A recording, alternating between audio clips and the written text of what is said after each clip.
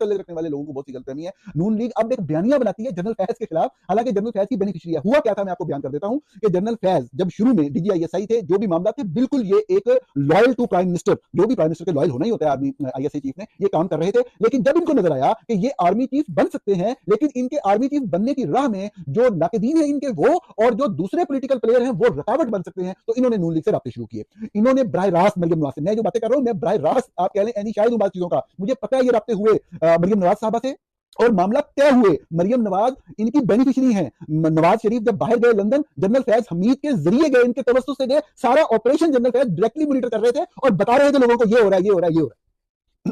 राब्तों के सारे शवाहिद वो बता रहे थे साथ साथ। और ये लेकिन हुआ ये जो कंफ्यूजन है, जो पीटीआई के लोगों को कंफ्यूजन भी होगी कि जब ये लंदन चले गए और इनके दूसरे ग्रुप यानी कि हाफिज ग्रुप से मामला जब नून लीग के तय हुए, तो उधर से शर्त ये थी कि आप फैज से डिसोसिएट भी करें और फैज के खिलाफ बयानिया भी बनाए। तो ये बुनियादी सी बात है, हमारे सामने हुई है, हमें इस हकीकत का पता है पहले दिन से कि असल। लेकिन अब मरियम नवाज वगैरह बराह रास्त बेनिफिशियरी होने की वजह से जनरल फैज के, और जो भी ये मरियम नवाज ग्रुप के जर्नलिस्ट हैं, साफ ज़ाहिर है कि इनको भी पता है, जर्नलिस्ट में से बाद लोगों को गुस्सा जरूर है फैज हमीद के ऊपर, लेकिन जो लाइन नून लीग की तरफ से है वो यही है कि चंद लोग बात करते रहे, लेकिन एक हद